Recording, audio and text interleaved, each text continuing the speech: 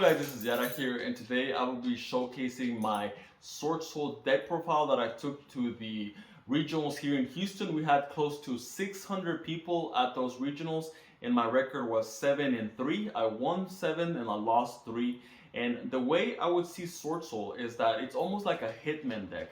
If it knows what deck it's gonna go up against, it can do very, very well. And my matchups show that because out of the 6 Kashtira players that I faced on the 10 rounds, I only lost against 1. So I won 5 of those matchups and I only lost against 1. And that's why, because you have a lot of room on your main deck to be able to take in cards that you need. So that's why you can do very well against a deck that is very popular in the meta. And I think this meta is going to be dominated by Kashtira, so if you want a deck that can do very well against Kashtira, either going first or going second, then you may want to consider Swordsoul, because I think it tears Kashtira apart, like literally, like it wins either going first or going second against Kashtira. It's not even funny, but yeah, this is going to be my Swordsoul deck profile. And also shout out to Nick, Michael, Christian, who helped me playtest for the regional, and who helped me get some of the cards that I needed to be able to finish my deck at the last second. But as always guys, this was Yara here, and I'll catch you on the deck profile. Let's go. Alright then guys, so it's gonna be the Swordsoul deck profile that I played at the regional, so let's get started. So I decided to go with the standard 3 Moe, 2 Taya, and the 3 Longyan. I've seen some lists running only 2 Longyan, but I think this is just mandatory at 3, especially as an extender plus a combo piece. So, and then I've seen some lists like not running Ecclesia at all, which is an option, honestly. Like you can run more hand traps if you don't run Ecclesia, but Ecclesia just came up so often, especially like in the mirror or against Kashtira. Ecclesia just puts in so much work, so that's why I decided to max out on Ecclesia. So now with the 10E lineup, I almost maxed out on it, but I'm playing 3 Ashana, 3 Vishuddha, and 2 Adara, and 1 Shatana. So you could decide to play 3 Adara and then 1 Shatana.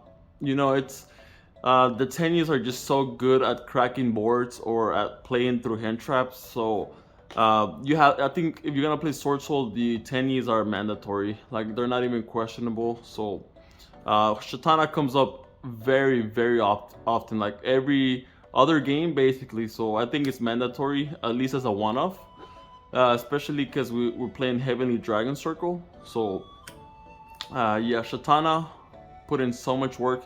People don't read, so they don't know the secret effect also, that if this is in the graveyard, you can banish it and then pop a card. So pretty good. So I decided to go with the Saravias because Imperm, Veiler, the Arise Heart, XYZ, all of them target, and this deck gets hurt a lot by targeting effects. So I wanted a way to combat targeting effects, and Crossout Designator is not enough because against the Arise Heart, what's Crossout gonna do there?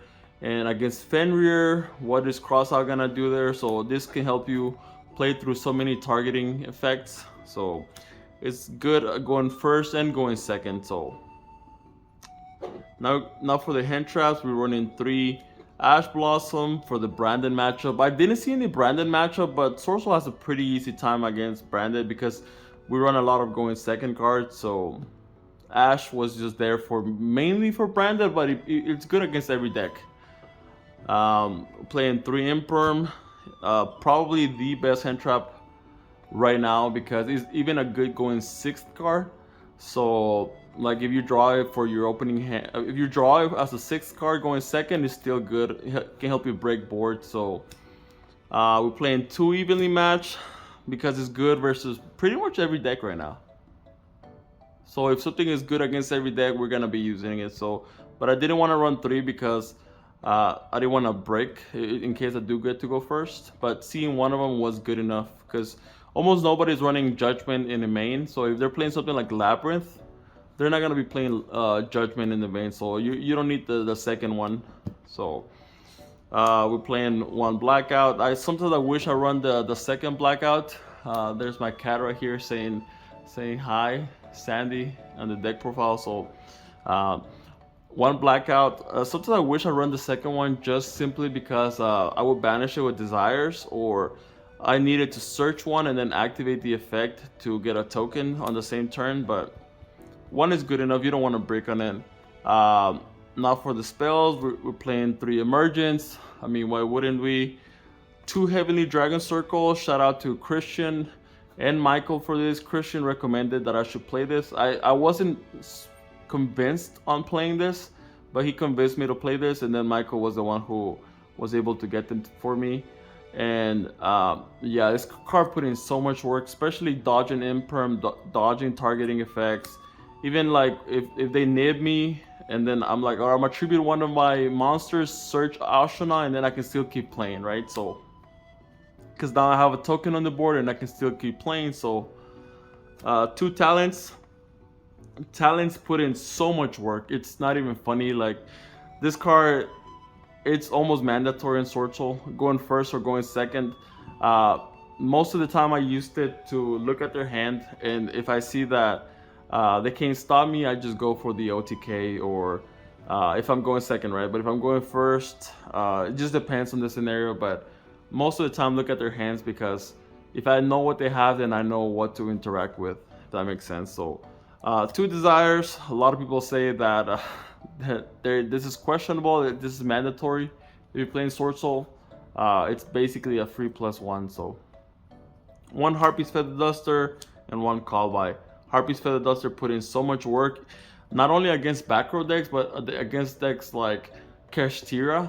A lot of people were playing the Forbidden Lands. They were playing, they ended on Birth, Forbidden Lands, Imperm face down, maybe a Book of Eclipse or a Book of Moon, and Harpy's Feather Duster just trades 1 for 2, 1 for 3, sometimes 1 for 4. So we take the 1 for 4s. You know, if we can play a card going second that says 1 for 4, we're gonna be running it. You know, that has no downside. So and now for the I don't know, should I go extra deck? Yeah, I'm gonna go extra deck first. So we're playing 1 Yasi, very good against almost any deck going second, especially with the being able to special summon Taya with this, pretty good.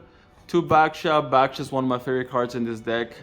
None of its effects are hard ones per turn, so if you summon another copy, you can activate it again. So shuffling plus being able to special summon, very good. 1 Dragite, very good. I wish I was running nib in the main, because you can actually bounce stuff if you're able to see a nib. But this is good, especially if you get hit by stuff like Goes in Match or something. But when your opponent has nothing but a set card, I kind of just want to like turbo into this, because they don't expect it, and now their set card is not going to do anything against me.